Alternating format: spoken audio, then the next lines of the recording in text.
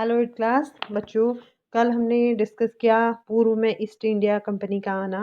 उसके बाद हमने पढ़ा कि ईस्ट इंडिया कंपनी बंगाल में व्यापार शुरू करती है। उसके बाद बच्चों आज हम देखेंगे व्यापार से युद्धों तक। जो आज हमारा टॉपिक है वो है व्यापार से युद्धों तक। तो बच्चों देखिए हुआ क्या। जब जब आप देखेंगे कि 18वीं सदी की शुरुआत में कंपनी और बंगाल के नवाबों का टकराव काफी बढ़ गया। जो कंपनी थी और जो बंगाल के नवाब थे इनके बीच क्या होने लगा, टकराव होने लगा। तो औरंगजेब की मृत्यु के बाद बंगाल के नवाब अपनी ताकत दिखाने लगे। जो औरंगजेब थे, औरंगजेब हमने स्टार्टिंग में ही पढ़ा कि औरंगजेब कौन थे। औरंगजेब जो थे मुगल बादशाहों में औरंगजेब आखिरी शक्तिशाली बादशाह थे। तो बच्चों औरंगजेब की मृत्यु के बाद बंगाल के नवाब अपनी ताकत दिखाने लगे और उस समय दूसरी क्षेत्रीय ताकतों की स्थिति भी ऐसी थी। मुर्शिद कुली खान के बाद अली वर्दी खान और उसके बाद सिराजुद्दौला बंगाल के नवाब बने। तो देखिए पहले कौन थे, मुर्शिद कुली खान, उनके बाद अली वर्दी खान और उसके बाद सिराजुद्दौला बंगाल के नवाब बने। और ये सभी क्या थे, शक्तिशाली शासक थे। उन्होंने क्या कहा, कंपनी को रियायतें देने से मना कर दिया। क्या करा, जो कंपनी थी उनको रियायतें देने से मना कर दिया और व्यापार का अधिकार देने के बदले कंपनी से नजराने मांगे। उन्होंने कंपनी को तो रियायतें देने से मना कर दिया, उसके साथ ही उन्होंने क्या कहा, व्यापार का अगर उन्हें अधिकार देने के बदले उन्होंने उनसे कंपनी से नजराने मांगे और इसके बाद उसे सिक्के ढालने का अधिकार नहीं दिया और उनकी किलेबंदी को बढ़ाने से रोक दिया। जो उन्होंने किलेबंदी करी थी, हमने पढ़ा था कि किस तरीके से जब ईस्ट इंडिया कंपनी बंगाल में व्यापार शुरू करती है तो धीरे धीरे क्या करती है, वो क्या करती है, जैसे जैसे उनका व्यापार फैला, कंपनी के सौदागरों और व्यापारियों को फैक्ट्री के आसपास आकर बसने के लिए प्रेरित किया। तो इस तरीके से उन्होंने क्या किया, 1696 तक कंपनी ने इस आबादी के चारों तरफ एक किला बनाना शुरू कर दिया था। तो आपने पढ़ा है। तो क्या किया था उन्होंने, क्या किया उन्होंने, और उन्होंने उनकी किलेबंदी को बढ़ाने से रोक दिया। किलेबंदी तो उन्हें की थी लेकिन उसको बढ़ाने से उन्होंने रोक दिया। कंपनी पर क्या कर दिया, धोखाधड़ी का आरोप भी उन्होंने लगाते हुए उन्होंने दलील दी कि उनकी वजह से बंगाल सरकार की राजस्व वसूली कम होती जा रही है। वो तो पहले हम पढ़ चुके हैं कि बंगाल सरकार की क्या थी, राजस्व वसूली क्या हो रही थी, कम होती जा रही थी। क्यों? क्योंकि एक तो आप देखेंगे कि औरंगजेब ने इनके फरमान में केवल क्या था कि कंपनी को ही शुल्क मुक्त व्यापार का अधिकार मिला था। लेकिन हमने पढ़ा है ना कि कंपनी के में जो अफसर जो लोग थे वो निजी तौर पर क्या करते थे, व्यापार चलाते थे, उन्हें ये छूट नहीं थी। लेकिन वो उन्होंने भी क्या कर दिया था, जो निजी तौर पर व्यापार चला रहे थे, जो कंपनी के अफसर थे, उन्होंने भी शुल्क चुकाने से इनकार कर दिया। तो इस तरीके से उन्होंने क्या करा, उन्होंने एक दलील पेश की कि क्या हो रहा है, उसकी वजह से बंगाल सरकार की राजस्व वसूली कम होती जा रही है और नवाबों की ताकत कमजोर पड़ी है। जो बंगाल के नवाब हैं उनकी ताकत जो है वो कमजोर होती पड़ रही है। कंपनी टैक्स चुकाने को तैयार नहीं थी और जो कंपनी थी वो टैक्स चुकाने को, कर देने के लिए तैयार नहीं थी। उसके अफसरों ने अपमानजनक चिट्ठियां लिखी। जो उसके अफसर थे उन्होंने अपमानजनक चिट्ठियां लिखी और नवाबों और उनके अधिकारियों को अपमानित करने का प्रयास किया। जो नवाब थे, नवाबों के जो अधिकारी थे, उनके क्या क्या उनको क्या क्या अपमानित, उनका अपमान करने का भी प्रयास किया। और कंपनी का कहना था कि स्थानीय अधिकारियों की बेतुकी मांगों से कंपनी का व्यापार तबाह हो रहा है। अब जो कंपनी है वो उसका ये भी कहना था कि जो स्थानीय अधिकारी है उनकी बेतुकी मांग करी है बंगाल के नवाबों ने या अधिकारियों ने, उनकी मांगों से क्या हो रहा है, कंपनी का व्यापार तबाह हो रहा है। व्यापार तभी फल फूल सकता था जब सरकार शुल्क हटा दे। अब वो शुल्क देने कहा था ना, हमने अभी पढ़ा कि क्या हुआ था, कंपनी को रियायतें देने से मना कर दिया और व्यापार का अधिकार देने के बदले कंपनी ने नजराने मांगे, है ना। तो क्या हुआ, इससे क्या हुआ, व्यापार तभी फल फूल सकता था जब सरकार शुल्क हटा दे। तो कंपनी को इस बात का भी यकीन था कि अपना व्यापार फैलाने के लिए उसे अपनी आबादी बढ़ानी होगी। अब कंपनी जो थी उसको ये भी यकीन हो गया कि उसे अगर अपना व्यापार बढ़ाना है तो उसके लिए उसे क्या करना होगा, अपनी जो आबादी है बढ़ानी होगी, गांव खरीदने होंगे और किलों का पुनर्निर्माण करना होगा। देखिए कंपनी ने ये यहाँ तक इतना ज्यादा सोच लिया कि उसे क्या करना होगा, अब क्या करना होगा, अपनी आबादी को बढ़ाना होगा, गांव को खरीदना होगा और किलों का पुनर्निर्माण करना होगा। तो कंपनी ये सब कुछ यहाँ पर सोच चुकी है, आप देख रहे हैं। इसके बाद ये टकराव जो था बंगाल और के नवाबों और आप देखेंगे और कंपनी के बीच जो टकराव था दिनों-दिन गंभीर होते गए। अंततः इन टकरावों की परिणति प्लासी के प्रसिद्ध युद्ध के रूप में हुए। जो टकराव थे इतने ज़्यादा बढ़ गए थे कि उसका परिणाम ये हुआ कि क्या हुआ इन टकरावों की परिणति क्या हुआ प्लासी के प्रसिद्ध युद्ध के रूप में हुई, मतलब मीन्स प्लासी का युद्ध। अब पढ़ेंगे हम प्लासी के युद्ध को। तो देखिए 1756 में अली वर्दी खान की मृत्यु। जो अली वर्दी खान थे, अभी हम ऊपर पढ़ चुके हैं कि मुर्शिद कुली खान के बाद अली वर्दी खान क्या बने, नवाब बने। उनके बाद कौन बने, सिराजुद्दौला बंगाल के नवाब बने। तो देखिए 1756 में क्या हुआ था, अली वर्दी खान की मृत्यु के बाद सिराजुद्दौला बंगाल के नवाब बने और कंपनी को सिराजुद्दौला की ताकत से काफी भय था। जब अली वर्दी खां की मृत्यु हो गई तो उसके बाद कौन बने, सिराजुद्दौला बंगाल के नवाब बने। तो जो सिराजुद्दौला थे उनकी ताकत से जो कंपनी थी, कंपनी को सिराजुद्दौला की ताकत से काफी भय था। सिराजुद्दौला की जगह कंपनी एक ऐसा कठपुतली नवाब चाहती थी। जो सिराजुद्दौला थे उनकी जगह जो कंपनी थी वो एक ऐसा कठपुतली नवाब चाहती थी जो उसे व्यापारिक रियायतें और अन्य सुविधाएं आसानी से देने में आनाकानी न करे। तो सिराजुद्दौला क्या थे, वो इन चीज़ों के लिए आनाकानी करते थे। वो उन्हें क्या नहीं देते थे, व्यापारिक रियायतें और अन्य सुविधाएं नहीं देते थे, उनके लिए आनाकानी करते थे। तो उन्हें ऐसा नवाब चाहिए था जो उनकी कठपुतली बन के काम करे, उनके इशारों पर काम करे। किसको, कंपनी को। कंपनी ने प्रयास किया कि सिराजुद्दौला के प्रतिद्वंदियों में से किसी को नवाब बना दिया जाए। अब जो उसके प्रतिद्वंदी थे उनमें से किसी एक को नवाब बना दिया जाए। कंपनी को कामयाबी नहीं मिली। जवाब में सिराजुद्दौला ने हुक्म दिया कि कंपनी उनके राज्य के राजनीतिक मामलों में टांग अड़ाना बंद कर दे। उन्होंने जवाब दिया कि जो कंपनी है वो हमारे बंगाल के जो राजनीतिक मामले हैं उनमें अपना टांग अड़ाना बंद कर दे, किलेबंदी रोकें और बकायदा राजस्व चुकाएं। तो जो सिराजुद्दौला थे उन्होंने जवाब दिया कि एक तो किलेबंदी रोकें और बकायदा राजस्व चुकाएं। जब दोनों पक्ष पीछे हटने को तैयार नहीं हुए, कौन, कंपनी भी और नवाब भी, तो क्या हुआ, 30,000 सिपाहियों के साथ नवाब ने कासिम बाजार में स्थित इंग्लिश फैक्ट्री पर हमला बोल दिया। जो इंग्लिश फैक्ट्री थी कहाँ पर, कासिम बाजार में। तो नवाब ने क्या कर दिया, 30,000 सिपाहियों के साथ वहां पर हमला बोल दिया और नवाब की फौजों ने कंपनी के अफसरों को गिरफ्तार कर लिया।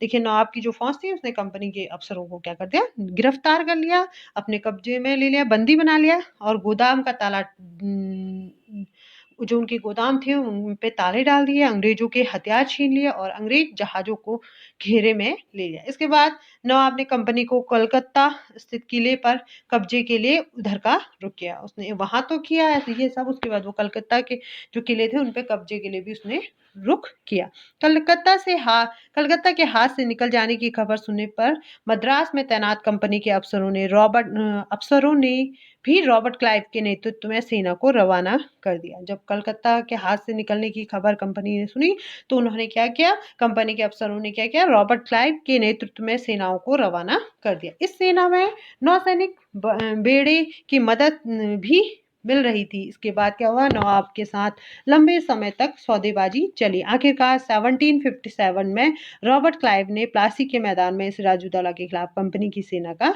नेतृत्व किया। जो रॉबर्ट क्लाइव थे, आप देखेंगे आपकी बुक में यहाँ पे चित्र भी, उनकी पिक्चर भी दी गई है रॉबर्ट क्लाइव की। तो रॉबर्ट क्लाइव ने क्या किया, आखिरकार 1757 में रॉबर्ट क्लाइव ने प्लासी के मैदान में सिराजुद्दौला के खिलाफ कंपनी की सेना का क्या किया, नेतृत्व किया। तो बच्चों आप देख रहे हैं कि किस तरीके से जो रॉबर्ट क्लाइव थे उन्होंने क्या किया, कंपनी का नेतृत्व किया। सिराजुद्दौला की हार का एक बड़ा कारण उसके सेनापतियों में से एक सेनापति मीर जाफर की कारगुजारियां भी थी। देखिए अब सिराजुद्दौला यहाँ पर हार गए और उनकी हार का जो कारण था, उनके सेनापतियों में से एक सेनापति थे, उनका नाम था मीर जाफर। उसके कारण ही सिराजुद्दौला इस युद्ध में हार गए। मीर जाफर की टुकड़ियों में ने इस युद्ध में हिस्सा लिया और रॉबर्ट क्लाइव से यह कहकर उससे अपने साथ मिला लिया। जो रॉबर्ट क्लाइव थे, अभी हमने पढ़ा कि जिन्होंने नेतृत्व किया था रॉबर्ट क्लाइव ने, उसको ये कहकर अपने साथ मिला लिया कि सिराजुद्दौला को हटाकर वो क्या करेंगे, नवाब, मीर जाफर को क्या कर देंगे, नवाब बना दिया जाएगा। तो अब जो मीर जाफ़र है उन्हें लालच आ गया और वो नवाब बनने के लिए उन्होंने क्या कर दिया, उनके साथ अपने जो नवाब थे सिराजुद्दौला उनके साथ क्या कर दिया, धोखा कर दिया। तो वो यही सेनापति थे जिनके कारण सिराजुद्दौला की हार हुई। देखिए बच्चों, आगे देखिए, जो प्लासी की जंग थी इसलिए महत्वपूर्ण मानी जाती है क्योंकि भारत में यह कंपनी की पहली बड़ी जीत थी। इंडिया में जो कंपनी की जो जीत थी उसमें जो सबसे पहली बड़ी जीत थी वो यही थी। अब देखिए, जो प्लासी की जंग के बाद जो सिराजुद्दौला को मार दिया गया और मीर जाफर को क्या कर दिया गया, नवाब बना दिया गया। कंपनी जो कंपनी थी वो अभी भी यहाँ पर शासन नहीं करना चाहती थी या शासन की जिम्मेदारियों को संभालने के लिए तैयार नहीं थी। उसका उद्देश्य था कि व्यापार को फैलाना। अगर यह काम स्थानीय शासकों की मदद के से बिना लड़ाई लड़े किया जा सकता तो किसी राज्य को सीधे अपने कब्जे में लेने की क्या जरूरत थी। तो कंपनी तो सिर्फ यहाँ पर व्यापार करना चाहती थी। जल्दी ही कंपनी को एहसास होने लगा कि वो यह रास्ता आसान नहीं है। कठपुतली नवाब भी क्या है, हमेशा कंपनी के इशारों पर नहीं चलते थे। आखिरकार उन्हें अपनी प्रजा की नज़र में सम्मान और संप्रभुता का दिखावा करना था। जो जिसको भी वो नवाब बनाते उसे अपनी प्रजा के सामने जवाब देना होता था या प्रजा से उन्हें सम्मान लेना होता था। तो हर समय क्या है, जो कंपनी कठपुतली नवाब भी हमेशा कंपनी के इशारों पर नहीं चलते थे। तो फिर कंपनी क्या करती? अब देखिए, ऐसे में कंपनी क्या करती, जबकि उसने कठपुतली की तरह के नवाब भी बनाए लेकिन कठपुतली नवाब भी उनका कहना नहीं मानते थे। तो ऐसे में कंपनी क्या करे, उन्होंने क्या किया, जब मीर जाफ़र ने कंपनी का विरोध किया, अब देखिए मीर जाफ़र भी क्या करने लगे, कंपनी का विरोध करने लगे, तो कंपनी ने उसे हटाकर मीर कासिम को नवाब बना दिया। देखिए मीर जाफ़र को जब मीर जाफ़र ने विरोध किया तो मीर जाफ़र को हटाकर उन्होंने मीर कासिम को नवाब बना दिया। जब मीर कासिम परेशान करने लगा तो बक्सर की लड़ाई में जो जो हुई थी 1764 में, बक्सर की लड़ाई कब हुई, 1764 में, उसको भी हराना पड़ा। उसे बंगाल से बाहर कर दिया गया और मीर जाफर को दोबारा नवाब बनाया गया। तो अब देखेंगे, जब मीर कासिम परेशान करने लगा, ठीक है, मीर कासिम जब परेशान करने लगा तो बक्सर की लड़ाई में उसको भी हराना पड़ा और उसे बंगाल से बाहर कर दिया और फिर से क्या कर दिया गया, मीर जाफर को क्या बना दिया गया, नवाब बना दिया गया। दोबारा मीर जाफर फिर से क्या बन गए, नवाब बन गए। अब नवाब को हर महीने 5 लाख रुपए कंपनी को चुकाने होते थे। मीर जाफर को नवाब बनाया तो अब नवाब को क्या करना है, हर महीने क्या करना है, 5 लाख रुपए कंपनी को चुकाने। कंपनी अपने सैनिक खर्चों से निपटने, व्यापारिक जरूरतों तथा अन्य खर्चों को पूरा करने के लिए और पैसा चाहती थी और कंपनी ज्यादा इलाके तथा और ज्यादा कमाई चाहती थी। कंपनी सिर्फ अपना प्रॉफिट देख रही थी। यहाँ पर देख रहे हैं ना बच्चों आप, 1765 में जब मीर जाफर की मृत्यु हुई तब कंपनी के इरादे बदल गए। अब क्या हुआ देखिए, 1765 में मीर जाफर जो नवाब थे उनकी मृत्यु हुई, तब कंपनी अपने इरादे बदल चुकी थी। कंपनी अब जो था, कठपुतली नवाबों के साथ अपने खराब अनुभवों को देखते हुए क्लाइव ने ऐलान किया कि अब हमें खुद ही नवाब बनना पड़ेगा। देखिए, अभी तक बंगाल में नवाब थे लेकिन अब कंपनी ने ये डिसीजन ले लिया। जो कठपुतली नवाब थे उनके अनुभवों से वो परेशान थे, तो रॉबर्ट क्लाइव ने ये डिसीजन ऐलान किया कि हमें अब खुद ही नवाब बनना पड़ेगा। और आखिरकार 1765 में मुगल सम्राट ने कंपनी को ही बंगाल प्रांत का दीवान नियुक्त कर दिया। जो आखिरकार क्या हुआ, 1765 में मुगल सम्राट ने कंपनी को ही बंगाल प्रांत का दीवान नियुक्त कर दिया। दीवानी मिलने के कारण कंपनी को बंगाल के विशाल राजस्व संसाधनों पर नियंत्रण मिल गया। देखिए, एक क्वेश्चन भी है आपकी बुक में कि दीवानी मिलने के कारण कंपनी को क्या-क्या फ़ायदे हुए या क्या, इस तरीके का एक क्वेश्चन है। तो आप देखेंगे कि दिवाली मिलने के कारण कंपनी को बंगाल के विशाल राजस्व संसाधनों का नियंत्रण मिल गया। इस तरह कंपनी की एक पुरानी समस्या क्या हो गई, हल हो गई। जो एक प्रॉब्लम थी उनकी वो हल हो गई। अब क्या था, 18वीं सदी में की शुरुआत में भारत के साथ उसका व्यापार बढ़ता जा रहा था लेकिन उसे भारत में ज़्यादातर चीज़ें ब्रिटेन से लाए गए सोने और चांदी के बदले खरीदनी पड़ती थी। इसकी वजह से इसकी वजह ये थी कि उस समय ब्रिटेन के पास भारत में बेचने के लिए कोई चीज़ नहीं थी। प्लासी की जंग के बाद ब्रिटेन से सोने की निकासी कम होने लगी। जब प्लासी का युद्ध हो गया उसके बाद क्या हो गया, ब्रिटेन से सोने की निकासी कम होने लगी और बंगाल की दीवानी मिलने के बाद तो ब्रिटेन से सोना लाने की क्या हुआ, जरूरत ही भी नहीं पड़ी। अब भारत से होने वाली आमदनी के सहारे ही कंपनी अपने खर्चे चला रही थी। भारत से आमदनी मिल रही थी ना उसको, देखिए नवाब ने देखा आपने 5 लाख रुपए कंपनी को चुकाने थे, तो इस तरीके से कहीं न कहीं भारत से क्या हो रही थी, इसकी आमदनी हो रही थी और आमदनी के सहारे ही कंपनी अपने खर्चे चला सकती थी। इस कमाई से कंपनी भारत में सूती, रेशमी कपड़े खरीद सकती थी और अपनी फ़ौजों को सँभाल सकती थी। तो देखिए उसको आपने यहाँ से कुछ भी लाने की ज़रूरत नहीं, सारा कुछ उसे भारत में ही मिल जा रहा था। तो कलकत्ते में किलों और दफ्तरों के निर्माण की लागत उठा सकती थी और कंपनी क्या कर सकती थी, जो कलकत्ते में उसके किले थे और दफ्तरों के निर्माण की वो लागत भी उठा सकती थी।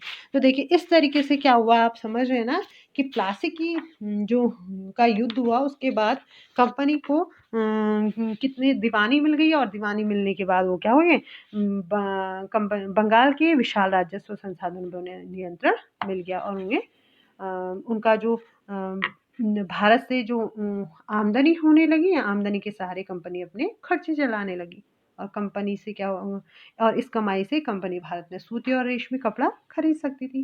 तो देखिए इस तरीके से प्लासी के युद्ध के ये परिणाम रहे और क्या हुआ, जो कंपनी थी उसको क्या कर दिया, आखिरकार मुगल सम्राट ने कंपनी को ही बंगाल प्रांत का दीवान नियुक्त कर दिया।